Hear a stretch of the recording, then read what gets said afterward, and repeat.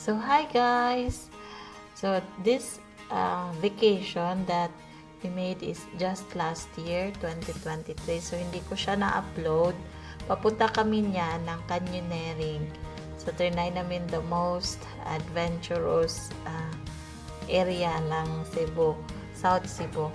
So, ayan, kasama ko yung pamangkin ko, dalawang pamangkin ko, at yung asawa ko.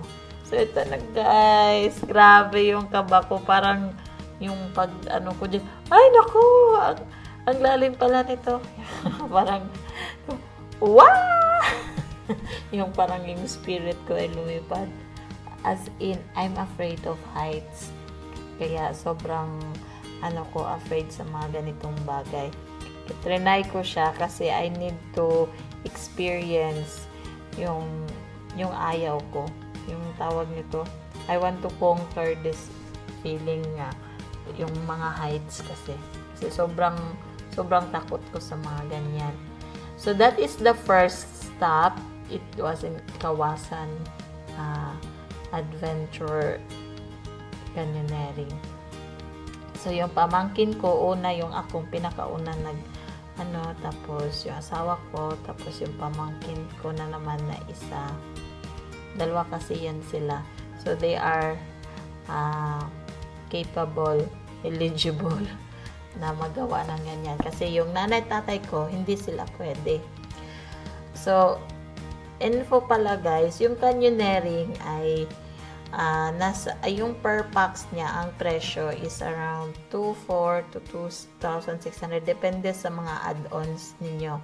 Kasi sa amin, medyo na pricey kami dahil sa na-add pa yung mga shoes kasi wala kaming pang swimming na kailangan complete kasi yung mo tawag nito yung mga helmet na ganun.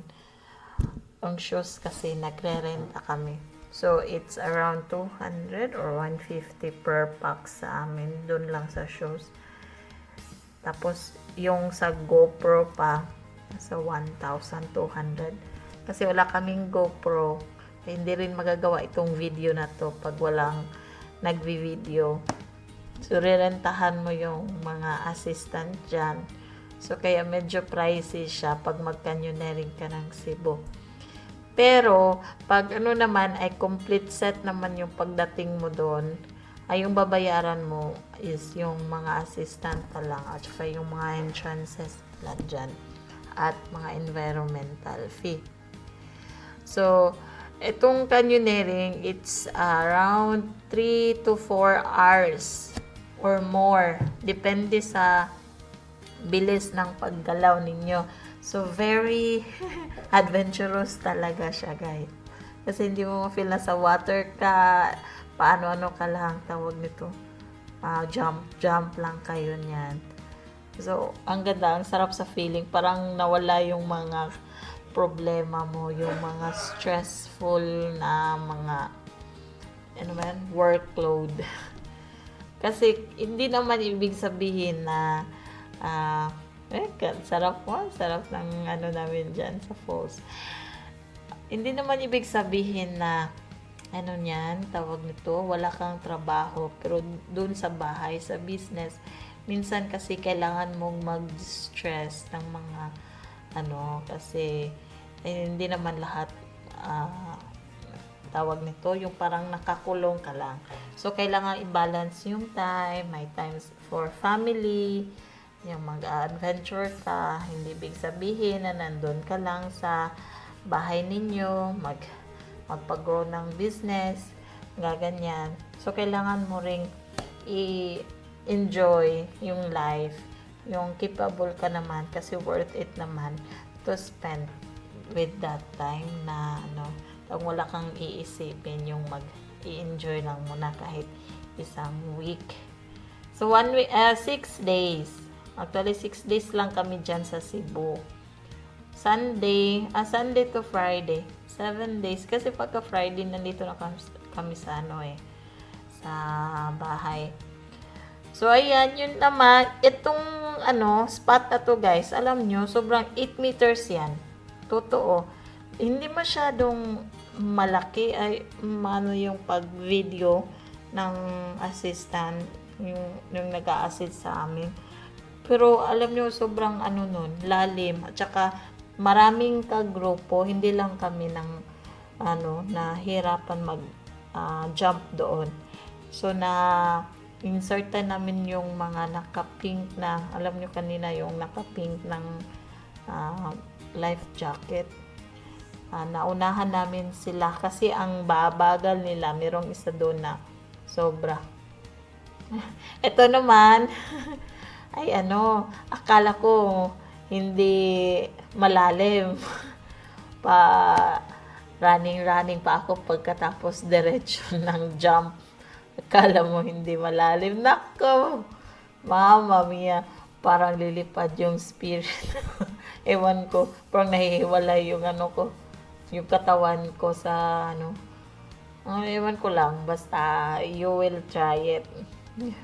You can try it. Yeah, it's very enjoyable. So, this one, nagawa sila ng trick. Ito naman, sabi ng mga assistant, para maganda daw sa video. Pag ganito pala, ito lang pala yung behind the scene. So, hindi ako marunong mag-edit ng mga videos. So, dinugtong-dugtong ko lang. Ayan, feeling. Sana mayroong isang video na parang tinulak talaga siya. So, ayan. Yan yung pamangkin ko na, tawag nito, pinakamatandang pamangkin.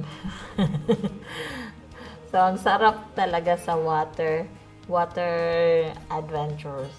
Kasi, ewan ko lang, basta masarap siya pag water adventures.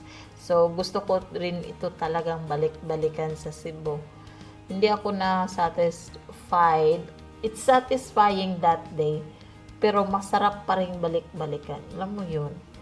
So, ito guys, ang pinakamataas. Iwan ko nasa 12 feet ba yun? Sobrang taas dyan.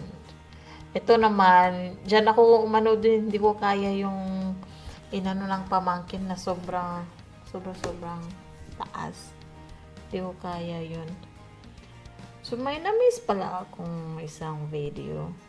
So, yung pamangkin ko at yung kasawa ko lang ang nag-jump doon sa pinakataas na height. So, ito naman ay ito yung pinakamaliit kong pamangkin. Si Thea. Tapos si Kaushalya, kasawa ko.